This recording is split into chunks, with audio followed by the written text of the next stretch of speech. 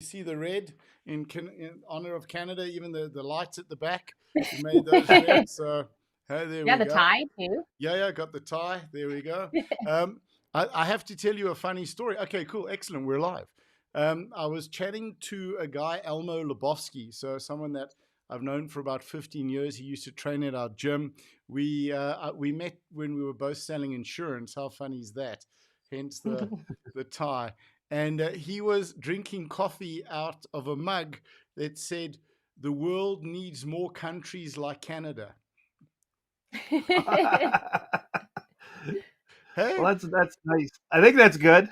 yeah, that's very cool. I just thought, what? How does he know what's coming up next? So, hmm.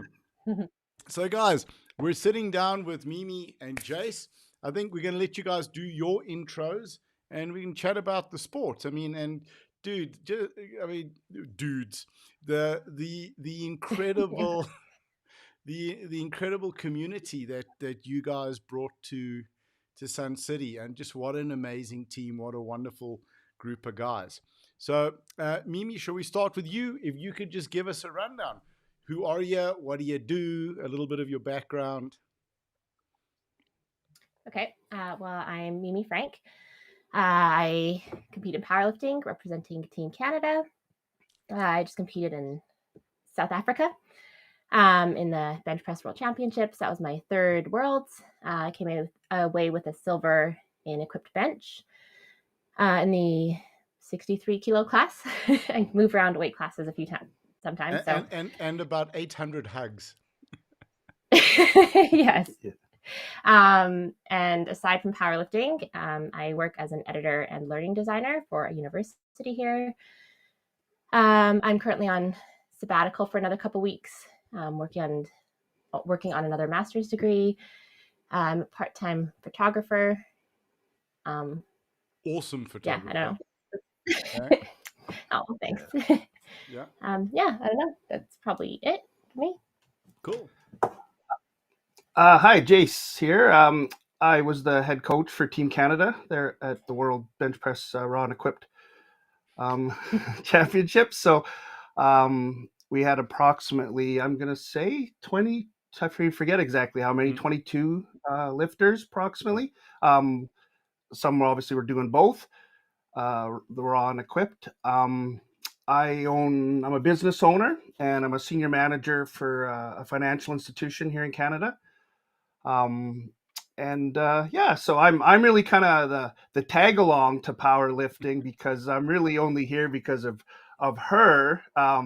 So she kind of swooped me into the community, and as everybody knows, the powerlifting community is pretty tight and very welcoming, and that's kind of how I've kind of made my position in here. I'm not world level strength like the team is there, so it's fun to help them and help them achieve their goals. Awesome. So if we're touching on that, Jace, tell us a little bit about the community. What have you found coming in from outside? 'Cause I mean, you've got a pretty good background in golf as well. Yeah, I was a golf pro for almost 20 years. Mm, Mini tour to club professional. I was never mm, anything really good. But yeah, I moved over into the powerlifting because of her to help when we started to dabble into equipped. mm, It's if anybody knows equipped lifting, it's a team sport. You need somebody to help with the shirt and to help with the spotting and everything like that. So yeah, I can't say enough about the community, especially where in Canada, like it's tight and as you've kind of maybe hit on, that's something that we take a lot of pride in is our mm, culture with our team in Canada. Everybody there is, you know, support everybody to the end. The people will come and watch instead of go out on the tours. They'd rather come mm. watch the other lifters and support them. So it's a phenomenal community, and I'm proud to be just a small part of it. How did that? How for both of you guys? I mean, what makes the community so special? I mean, like as you said, like a lot of some of the other countries, the guys were out on tour. They were going in the game reserve. Going when you guys had a lifter there, everyone was there, and maybe more than a regulation. Uh, as the technical controller, but I'm not saying anything. Yeah. So, but like everyone was there, like cheering and chat. I mean, when we had the walk around with that medal ceremony, it was just like it was a line of Canadians basically by the audience side. So, where does that come from? What makes you guys so special? Well, I think this year in particular, our team just had a really good energy, like a really good chemistry among everyone who was there. Of course, Jacen and Gary, our assistant coach, they played a big part of that. Everyone just really meshed well. We had a couple group chats going on WhatsApp. So we kind of knew, we talked about the trip before, and then when we were there, sort of shared ideas. And like often after the competition, we'd all go for supper together. Um, and I think it was just, the people, the people made it special. And then, once you kind of get that momentum going of like, no, this is what we do. When we have a lifter, we go and we support them. On our last session, we had 4 lifters lifting in that session, 3 of them in the same flight. And a lot of the lifters who were still there, they were in the back, spotting and loading, helping people into shirts. Cause that was too much for Gary and Jacen. They can't be everywhere at the same time. And yeah, I think it was pretty special this year. It was pretty magical, I think. And I mean, and I've chatted to Shane as well, and he's kindly offered to come onto the show. But like, just to see him and see him be that emotional and having worked that hard for it. And I said to him, "Man, you were crying." He said, "Yeah, Jace put the shirt on too tight." But yeah, there's, it's and that's just as a coach, to see that. Not that I'm taking any credit for Shane, but even for Leonard, we had a junior hit a world record, and he, to be honest, he just chipped it. He's got so much more in him. Like he's got 15 more kilos than that in him. So, but you could see how much it meant to him, right? He was such a chill, relaxed guy, but when he finally got it, it meant a lot to him too. So that's pretty powerful to just be a 0.5% of that success to help those people achieve those. And Shane, for sure, that was a big bucket list goal for him, and that's cool because we know Shane very well. He used to live very nearby us. So you're choking up right now. I mean, yeah, no, it's a good. That's the best thing about being a coach. That's what it's about. So I mean, you really just Jay, to talk about that now. And I was fortunate for some of your athletes to be standing there, and we got awesome photos of that. As the TC, I mean, you're really getting involved emotionally. I mean, how do you cope with that? Because you're lifting every single lift with those athletes. What's that like? Yeah, when it's tight, when you're juggling weights and lots and you're trying to predict the future, right? Because you want everything for their, like, I don't want nothing. Like, give me all your pain. Like, I just want you to succeed, right? So it's hard. It's hard for sure. It's a lot of emotional energy. At the end of the day, it's I'm just crashing because you got to start it all over again tomorrow. This was a little different. I was head coach in Lithuania when it was there 2 years ago. The team was a little smaller and it was a little more relaxed. There was down days. There was no days off. We had so many lifters. Everybody's lifting, and everybody's in the hunt for something. Whether 5th place to 4th place, they want to try to qualify for next year's World so they can make their 5th position or help the team out in points. So it's a lot. It's a lot emotionally because I just want to see them succeed, right? Like I said, I got no skin in the game myself. They're not beating me, but I want to see them succeed. I don't know. You had a lot of skin in the game emotionally. You were properly invested. It was it was a wonderful thing to see. As a coach, to see coaches can see coaches and to understand like you put in everything with each and every athlete's lift.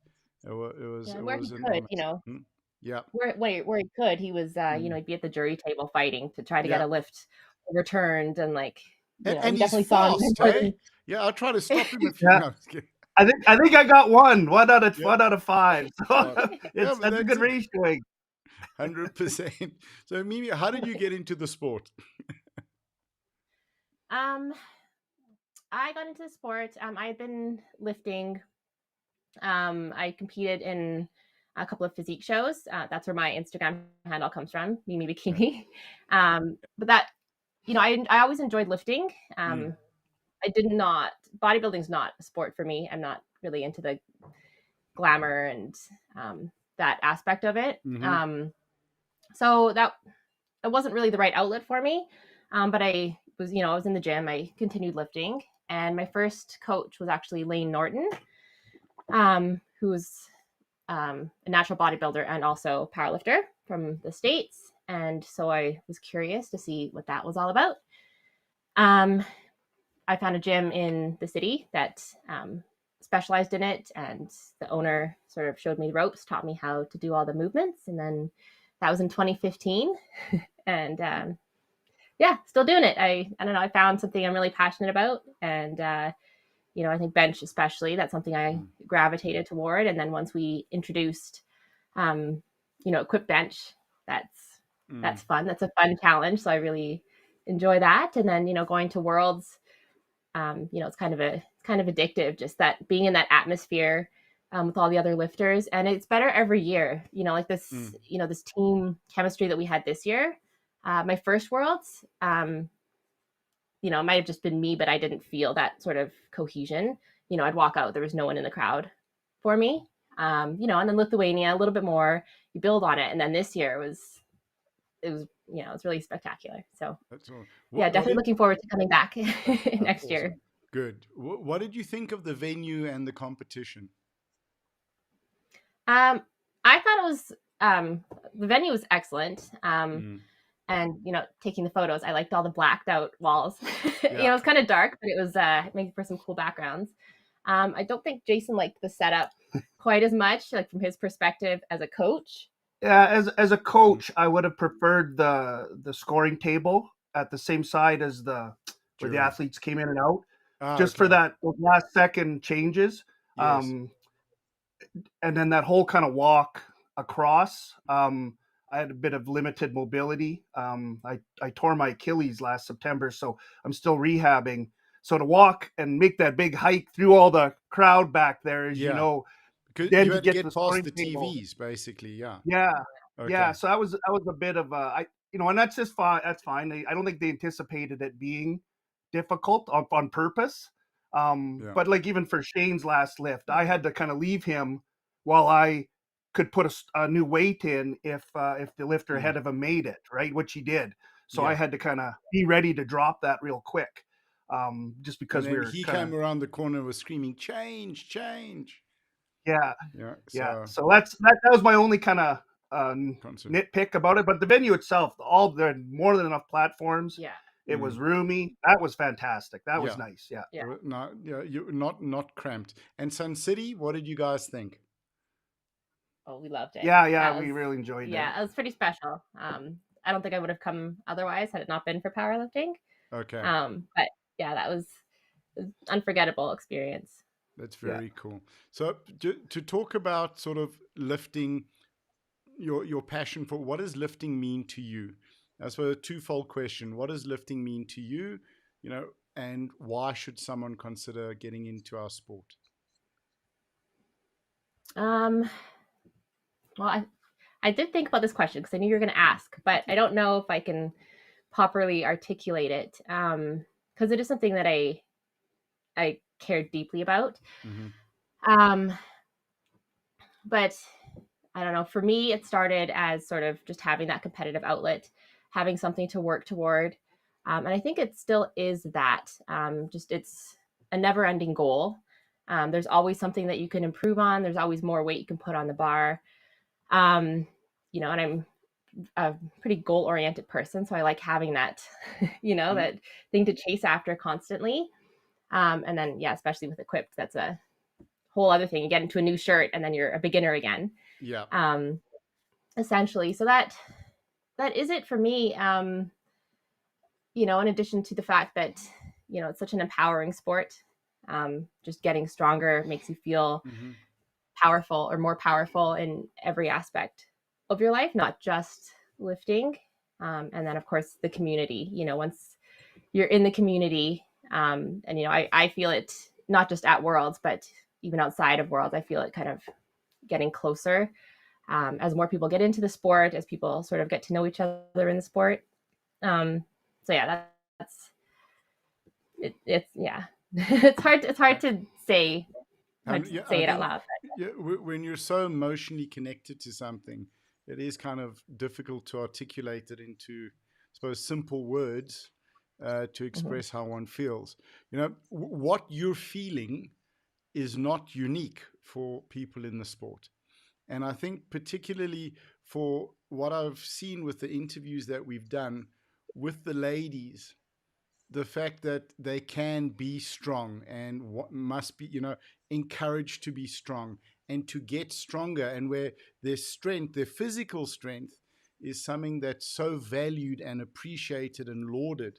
I think it's something that every woman out there should discover, because there are many societies and communities around the world where girls are taught not to be strong, you know, and not to challenge, and not to be powerful.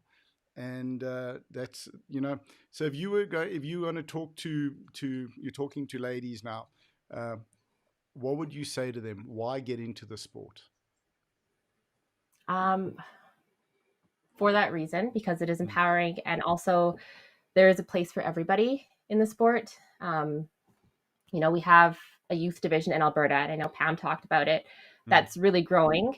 And seeing 8-year-olds, 10-year-old girls get into the sport and feel that sense of empowerment. They might have been small, not been a part of any other sport before. They get into lifting, gives them, a sense of purpose, some goals, and they can just do more. It's functional, right? They just know that they're capable, and especially going into adolescence, and that's a mm, difficult time for most girls. I think that's very valuable. But there's also a space. I was at a local meet, and we had a whole bunch of youth lifters.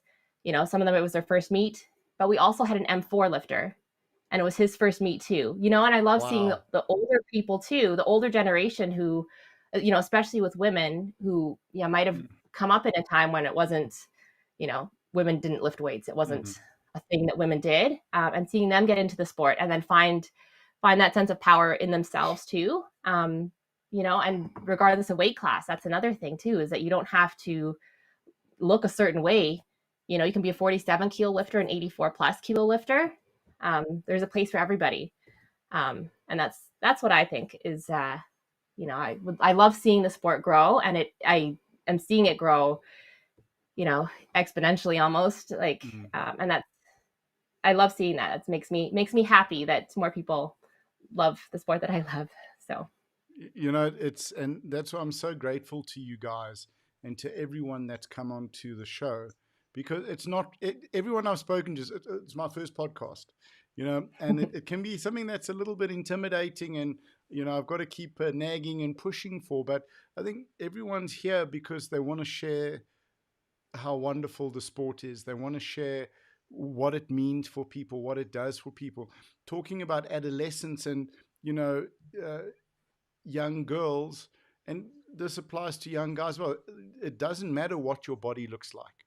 And if we look at Mhm. social media and the pressure on Instagram and Instagram models for girls to look a specific way, and also for young guys to look a specific way, the only weight that counts is the weight that's on the bar. And it's it's the big kids are the strong kids, because they're carrying their systems are used to carrying weight. And sometimes when you're a big guy, that's your genetics. you know Mhm. it's that's sort of what you're set with. And it's a place for everyone, as you said, to feel safe and to belong, which is so cool. So, Jacen, from a coach's point of view, if you were going to speak to parents of kids, or to youth lifters, or I mean, let's start with kids. What would you say to them about the sport? Why should they consider powerlifting for their kids? Yeah, like we kind of mentioned most of it. To put in the main positive aspect is surprising. There's a mental aspect, and I don't think people gravitate Mm, or correlate the two. Maybe well, it's just lifting weights, but it's really not, right? Like the empowering to the female lifters is huge. It really is, to Mm. get stronger, to feel a bit of um, you know uh, happiness with what they're achieving, and self development, and and the fact that it's an individual sport, so you're only competing with yourself. I'm sure there's a competition and you're going to go out, but you're just trying to beat what you lifted last time. It's really the only goal. Mm. And you keep doing that, and at the end of the day, maybe you're the one with the gold medal around your neck. But that's really not the objective. The objective is just to beat yourself and be better and keep developing. And like for me, when I lift, I'm not at Worlds, but I still lift to purge the stresses of the day, right? It's like I Mhm. go and I lift as heavy as I can lift and do my thing, because it's a stress release mentally for me, even though it's a physical thing. So that's the main thing I think for young kids, is like you're gonna have some self development and you're really gonna enjoy it. And then we get back to the community, which is they're gonna welcome you and everybody's gonna be cheering for you, whether you just finally lift the bar for the first time Mhm. to whatever till you win Worlds. Everybody will be cheering for you because they know it's important to you, and they've all been there. They've all Yeah. had their own milestones, and they're all cheering each person on. So that, those two I think are the main things. It's like I said, surprisingly, it's more a Yeah. mental development than it is physical. It's the most incredible way and safe way to prove to yourself that you're capable of more than you believed. Where Yeah, you know that there's no way you're going to bench 100 because you're only benching 35, and after 2 years worth of work you hit 100. Or yeah, with Ian Furman, 20 years of training to win gold, our South African lifter. It's like right, you're capable of more, and and it's progressive as well. You're adding that weight on the bar as you go, yeah, working towards a target. One of the biggest challenges that I find in my coaching career is when new lifters say, "Oh, I'll start competing when I can win." It's yeah, like, no, Yeah. no, dude, it's not about that. It's you know, getting on the platform. It's about the experience. So, I mean, is that something that you've encountered where guys don't want to compete until they can medal or win or achieve a certain number? Um, I've heard that. I've heard that yeah, people say I'll compete when I'm strong enough, whatever Mm, mm, mm. whatever strong enough means. Yeah. But competing is a skill in itself, and it's yeah, different from just lifting. Hmm. And getting to be out in the community. And we kind of talked about how when you're in the community, you have that support of everybody. Everyone is hoping that you hit that new PR, hit that milestone. Um, but that support either way, and just having that emotional connection with strangers, Hmm. whether a lift goes well or goes poorly. Like, we've all been there, we've all failed a lift. We've all made a lift, right? Yeah. You can relate to how other people are feeling. A and hundred. it's Yeah. and it's a slow progression, as you know. You're not it's not this huge linear possession, No. right? Yeah. It's up and down. And Mimi's a perfect example. 6 years ago, she's trying to get on the podium at provincials in Canada, right? And now she's on the Mm. podium in Worlds and pushing for first place. So Yeah. but it takes that's one thing too to take away from it, is that it's hard work. You can't, if you're gonna just be naturally strong, that's awesome, but you can get there, but you have to put your time in too, Yeah. right? Hmm. And accept that that is a great carryover to life. You just don't quit. Just stay in your lane, keep adding brick by brick, and you never know where you can be. 100%. I think the thing that epitomizes that, we're talking about equipped lifting. It's very different. And I think equipped competition, maybe where you're doing raw at the gym and then you got to rush for your next lift. Okay, it's fine. But with equipped, it's a completely different experience competing to training. So maybe can we just chat a little bit about that sort of, what equip means to you guys and what your experience has been with it, particularly with a um, bench, because I don't think there's it's deadlifting not the squats same. for sure, Yeah. but it's a completely different animal. I was just talking to somebody yesterday actually about the first time I got into equipment. into a bench shirt, and it's fun. It's a bit of a rush because it's very the equipment itself is sort of constricting. It feels like a straight jacket. But something I really love about equip lifting is that it's, as Jacen mentioned before, it is a team sport. I can't do it myself. I can't get into a shirt myself. So it's the way, every Saturday we go and we do our equip session, and like it definitely feels like a team effort.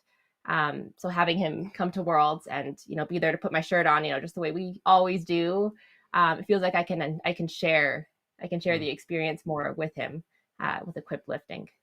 Yeah. And as a coach from preparing an equipped lifter, what is that like? And watching the line where the bar is hitting, and now you got to make those micro adjustments. Yeah, like it's you're wrestling a lion every time you grab a bar, because you just don't know how it's going to come down. Yeah. We've had training sessions where it's like the weight's flying and we're adding kilos, and we actually probably went into Worlds a little, things are okay, but they're not as good as they've moved in the past. And but she's stronger raw. You can see that she's moving the weight better raw than she was. It's just, and all equipped lifters need to kind of just make peace with that, that it's an every day's a new day. Yeah. Right. Yeah. And you see it with the best in the world. Some have trouble touching, some have trouble locking out, and then on the third one it moves like they could have added 30 more kilos, right? Yeah. So it is it's a constant moving target. And so that's the one thing, anybody who wants to get into equip, they need to kind of just step back and go, they're going to need some help. They're going to need somebody to put the shirt on, to spot and do everything safely. And they need to make peace that it is not going to go well for a long time. Yeah. And maybe one day is like, oh, why can't it always be like that? And you'll never know the reason why. You make some tweaks and it works or it doesn't work. But yeah, it's like a 24 playing golf. Yeah, you just don't know what you're gonna get some 17 days. bad hole, and then you hit that one shot and it's like, what? Yeah, 100%. Yeah. So I think if you give us a little bit of a rundown on sort of what the shirt is and how the lift differs for people who are watching who may not understand it. So I'm taking advantage of having a coach here, which is awesome. I mean, and an athlete. So yeah, I think the main thing a lot of people don't get about the shirt is that it is not stretchy. It's not like a tensor band or the slingshot. A lot of people think it's like that. It is not. It is it's more a straight jacket than it is anything else. The only movement is from your body being crushed in it. Yeah, squished. yeah.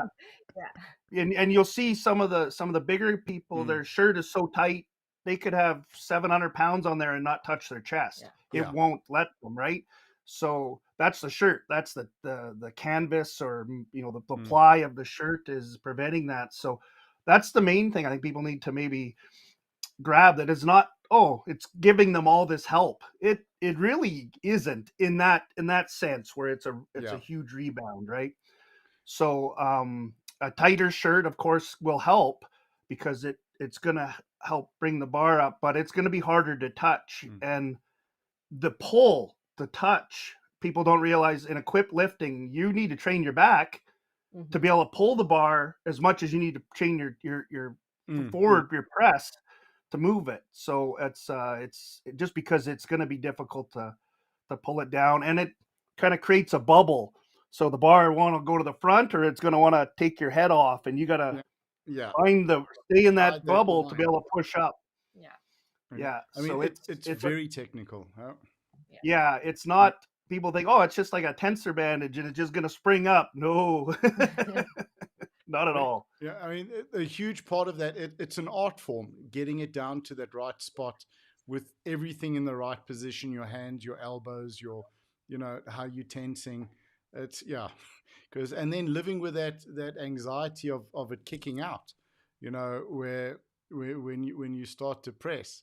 So, but I think the thing that's so wonderful about equipped is you're learning, you can bench for 30 years and then it's a completely new sport. and a completely new skill. Mm-hmm. Yeah. Yeah, for So sure. that's it. And a great team sport. So guys, what I wanted to just touch on is like we have spoken about it quite a bit, the community and the community being for everyone. If people are out there and looking for a sport, it's powerlifting. It's a great thing. If we look at sort of, kids who are maybe having trouble or having challenges, you know, this is such a great sport for them to be part of. Have you seen sort of that working in Canada on your side, sort of development programs, or is there support for that part of the community? For the younger lifters, for like Yeah, the yeah, for the yes, young kids. Yeah. definitely. So we just had provincials last weekend. We had, I don't know how many youth lifters. Mm, I want to say like 8 or so. And they're all a tight group. But our sub juniors and juniors, the numbers that we've had are like they're blowing up. They've epic. especially in Calgary, they've Mm, really formed this tight community. Like a lot of them train together all the time. mm. So yeah, that's really really taking off.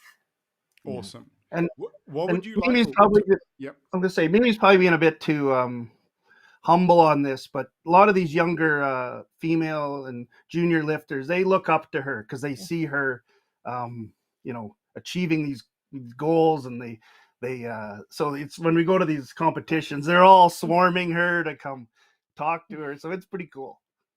That's very, very cool. You can see a lot of passion for the sport. Where would you guys like to see powerlifting going in Canada and worldwide? um, What's the I dream? don't know. Um, I don't know. I think the IPF wants to make it to the Olympics. I think that would be Mm-hmm. awesome. Just having that visibility, that Yeah. awareness. A lot of people still who aren't involved in it still confuse powerlifting and weightlifting. Yeah. They don't really know the difference. And the World Games are really cool. And they just announced they're doing classic and equipped Mm, now at the World Games, which will be fun to watch. But I'd like, that would be nice to just have it on a bigger stage, just to make more people aware of it. mm-hmm. Because it is a sport. Most of the time you're training by yourself. You're not competing all the time, right? That's only maybe 1% of all your Mm-hmm. lifting. Yeah. Um, and so it is something that is pretty accessible to most people. You can do it at a commercial gym. So yeah, getting barbells in the hands of more people, I think, would be my sort of dream for the sport. Whether or not not everyone's going to want to compete, but Mm-mm. um, I think the sports helped a lot of people, me included, through some rough times in life in general. And that applies to, the youth lifters also, and the younger Mm-hmm. lifters. So I think it's just beneficial, physically, mentally, emotionally. It's a really powerful sport. And yeah, I'd love to see it continue to grow, and have more people fall in love with it Yeah. the same way I do too. So 100%. Is there a lot of involvement with lifting at schools, or is it more school specific? it's growing. It's not. It'd be nicer to see it in more schools, especially more high schools.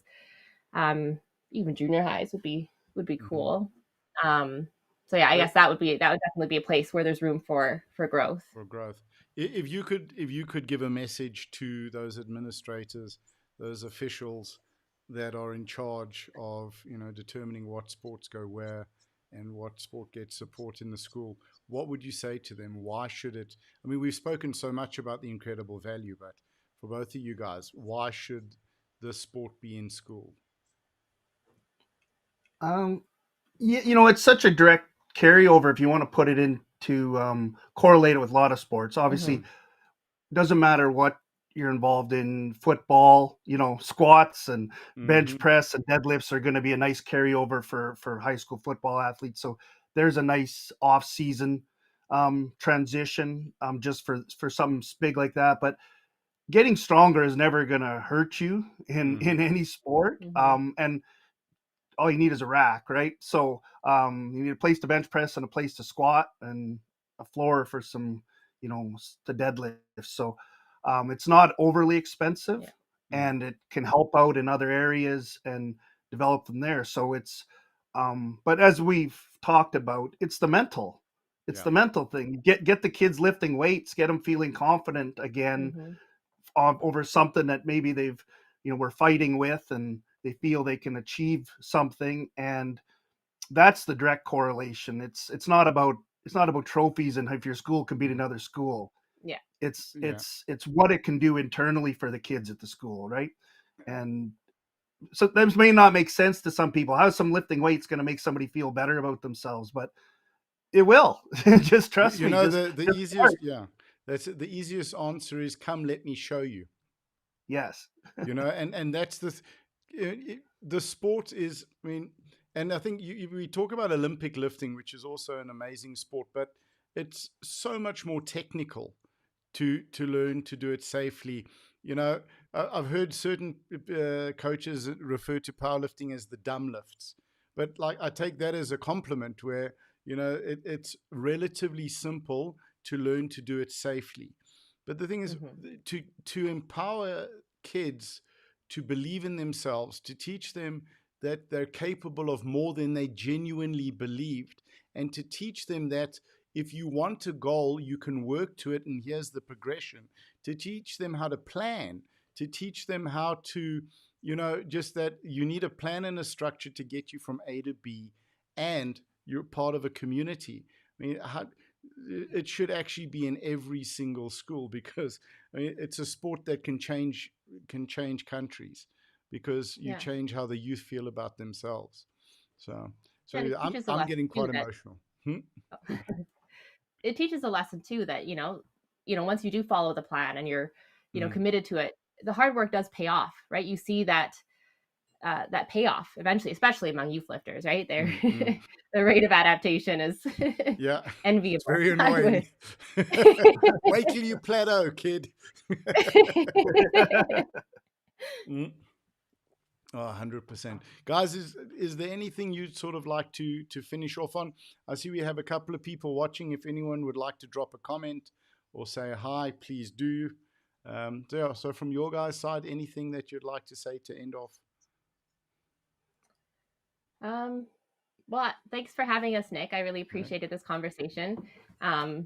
Yeah, it was a lot more, I don't know, emotional and passionate than I was kind of anticipating. So I hope that carries through. And I'm not the most articulate person, but I hope some people listening got You've been something fine. from it. Jace has been crying behind you. That's why he's sitting. Yeah.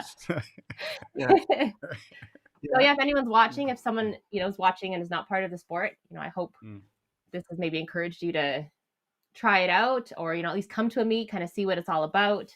I'd love to see new faces at meets, and we're not so scary. Yeah. What's up next? What are the next couple of competitions that are coming up that guys can come through? In Alberta, I think the next one is the Bay Knoppers. That's usually an annual one at the beginning of August, and we usually have a lot of first-time lifters. That is like a charity meet also. So that's always a really fun one. Sam is putting on a meet in September. Okay, And cool. yeah, I think the end of I take it September. there'll be blocks there to get on them. Yes, So much that's coming trouble. up. Well, There's also we've got some bigger meets too. We've got Westerns coming up in August. okay. But yeah, they're definitely local meets. They're popping up, relatively frequently. So Is there a website guys can check out, or a social channel that they can look at yeah, to get details?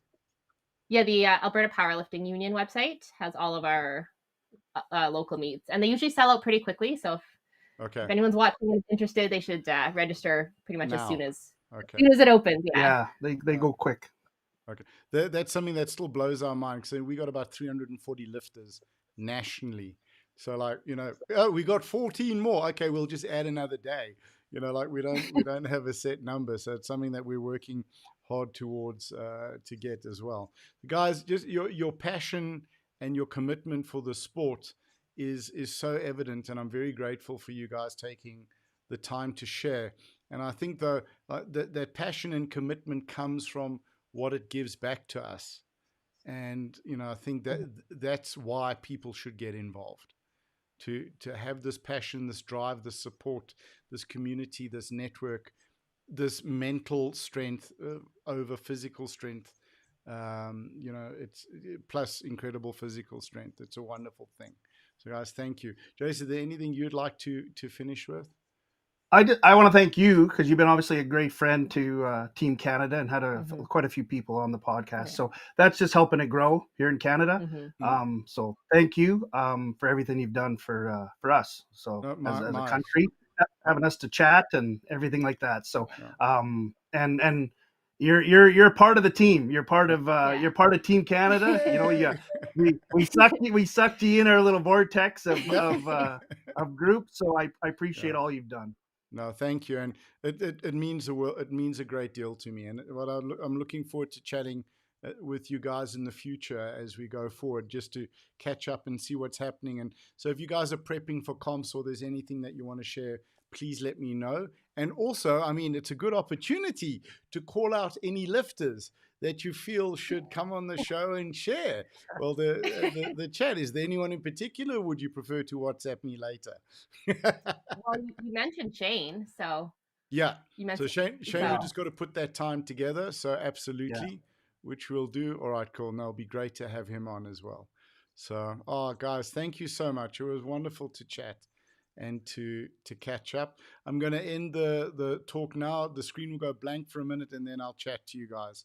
Say thank you. All right, thank you so much, guys. Thanks, Nick. Okay, ciao.